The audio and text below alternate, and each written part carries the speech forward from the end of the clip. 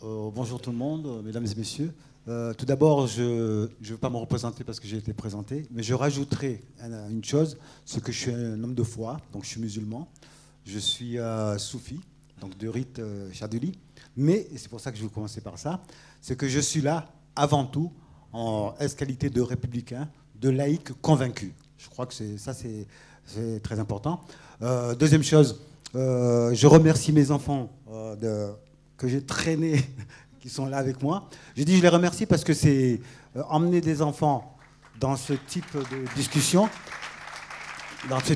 n'est pas simple, mais je passe le week-end avec elles. J'ai voulu qu'elles soient là parce que je sais qu'elles entendent ce sujet de partout, à l'école. Ça a été beaucoup dit tout à l'heure, je crois qu'on en reviendra aussi. Mais l'école est en train de jouer un rôle plus qu'on peut l'imaginer, puisque, on en parlera aussi, mais même aujourd'hui, la lutte contre l'homophobie, quand on voit certaines associations qui interviennent dans les écoles, ce sont des associations qui ont une certaine idéologie et qui sont là pour faire passer des messages précis. Ça, je pense qu'il faut le savoir. Je crois aussi que c'est un sujet qui est très, très important. Tellement important qu'on ne doit pas accepter qu'il soit confisqué dans des logiques aussi bien institutionnelles que de partis.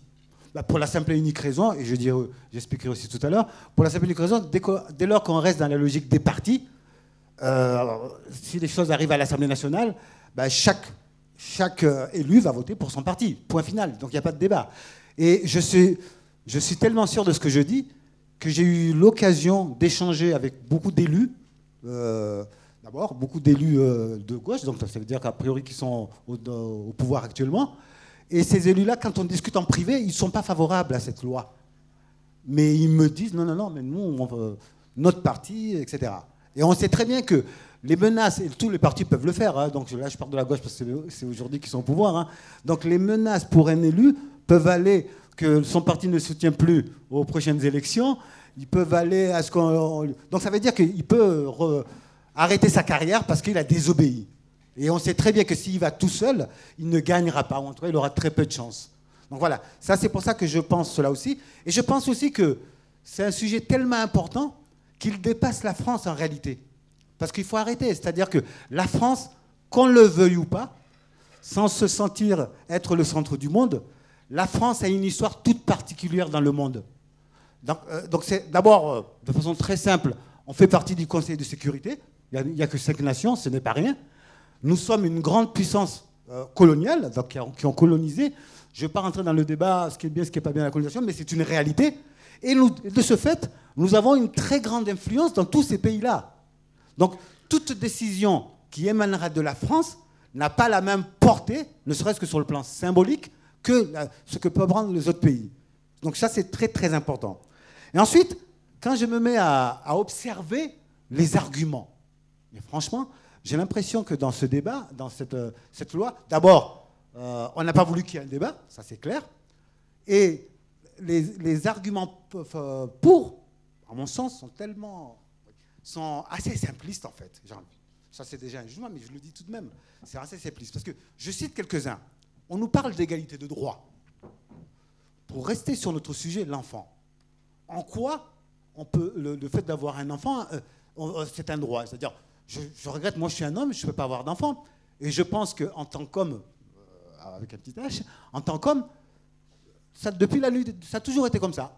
Et d'ailleurs, je crois que s'il y a la dépression, donc, la première dépression qu'on a dû avoir dans l'humanité, ça a dû être un homme qui a dû le faire, quand il sans tout comprendre, mais quand il s'est rendu compte que le sexe féminin pour avoir un enfant, que lui, il ne peut pas avoir d'enfant. Donc, on peut culpabiliser, on peut dire ce qu'on veut, mais bon, ça sera une souffrance éternelle et ça ne changera pas, c'est comme ça. Donc, ensuite, j'ai envie de dire aussi un petit mot vite fait, c'est-à-dire sur la notion de nature. C'est-à-dire, moi, je crois qu'il y a l'inné et il y a le culture, qu'on le veuille ou pas. C'est-à-dire, ce que nous devenons, ça provient, c'est-à-dire, nous avons en nous, j'ai envie de le dire comme ça, nous avons en nous, en tant qu'individus, l'histoire de toute l'humanité. Donc, n'en parlons pas l'histoire de notre pays, n'en parlons pas l'histoire de notre région, n'en parlons pas notre histoire familiale. Donc, il y a un lien qu'on ne peut pas couper. Et que quand bien même ce lien, pour des raisons diverses, fait qu'il a été coupé, mais Ça ne veut pas dire que ça n'existe pas. D'ailleurs, je ne suis pas psychiatre, mais je pense que dans la psychiatrie, que ce soit de type occidental ou de type africain ou autre, on sait très bien que dans toutes nos pathologies, on va chercher à savoir l'histoire, même celle qu'on ne connaît pas en fait. C'est-à-dire parce que tout est en nous. Tout est en nous et ça existe et ça induit dans notre comportement. Ça induit dans ce qu'on va faire, voire même dans les études. On croit qu'on fait des études par hasard, mais je ne suis pas certain. Quand on a choisi une formation, il y a une explication. À la rigueur, on n'a pas besoin de tout comprendre pour cela, mais bon, c'est une réalité. Je veux dire, ça fait partie de cela. Donc, pour continuer, là, j'ai commencé par l'égalité. La modernité, moi, ce terme, excusez-moi, mais je ne sais pas ce que ça veut dire, parce qu'en fait, est-ce que ce qui est nouveau est forcément bien? Non. Je veux dire, je ne suis pas certain que tout ce qui est nouveau est bien. Donc, on a tendance à souligner aussi, donc d'ailleurs sur la modernité, moi j'adore une chanson de Boris Vian qui a été chantée depuis très longtemps, Complainte du progrès, tu vois. Autrefois pour faire l'amour. On parle, non, c'est-à-dire, je sais pas si vous chantez un peu la chanson pour dire, voilà, qui complainte du progrès, pour ceux d'entre vous qui connaissent la chanson, mais en fait, voilà, il faut dire que voilà, à partir du moment où le progrès est arrivé, on ne parlait plus d'amour, mais on parlait de matériel, en gros. Donc voilà. Donc pour moi, c'est aussi cette complainte de ce progrès-là. Enfin, si c'est ça, c'est le progrès, non, je veux dire, je ne crois pas que ça soit quelque chose de bon pour nous. Ensuite, l'existence de situations de fait. Ben, j'ai envie de dire que pourquoi ce qui est exceptionnel doit devenir général. Je veux dire par là, tout simplement, si... Dans ce que j'ai dit tout à l'heure, qu'on a tous besoin, en tout cas, de nos parents. Il arrive que, pour des raisons diverses, ce n'est plus le cas. Donc, bien entendu, qu'il faut trouver des solutions. Je veux dire, s'il y a des enfants qui sont abandonnés, ben, il faut trouver des solutions. Mais on ne doit pas dire que créer les conditions pour dire, ben, maintenant, vous pouvez abandonner vos enfants autant que vous voulez, parce que de toute façon, voilà, ça va se passer comme ça. Donc, je pense que c'est pas le fait, et ça, c'est important à souligner aussi, c'est pas le fait de ne pas reconnaître qu'il existe des situations particulières. C'est de dire qu'on ne peut pas partir des situations particulières pour remettre en cause tout un modèle. Pour remettre en cause tout un modèle. Parce que, autre argument, après je reviens sur autre chose, le président l'a prévu dans son programme. Bon, ah bon, oui, d'accord, il l'a prévu dans son programme. Et si on entend cela, ça signifie les gens ont voté pour lui parce qu'il a dit qu'il va mettre en place le mariage pour tous. Dites le mariage pour tous. Mais je regrette. Je ne suis pas un grand partisan de ce qu'on appelle le statistique ethnique, mais pour le coup, je serais favorable. Je vais vous dire pourquoi, en un mot. Parce que, très franchement, moi, je vous ai dit tout à l'heure, je suis musulman, et c'est aussi pour ça que je le dis. Quand on sait, dans la communauté musulmane, parce que vous parlez tout à l'heure des renseignements, je pense qu'au niveau des services d'enseignement, ils savent tout de même si c'est interdit par la loi, ils arrivent à donner des fourchettes pour arriver à comprendre un petit peu. On sait que pratiquement à 70-80%, si ce n'est plus, des musulmans ont voté pour François Hollande. Mais je peux vous dire que, pour avoir échangé avec beaucoup, pour entendre les uns des autres, que 99,9% des musulmans, et là je suis gentil, sont contre ce mariage.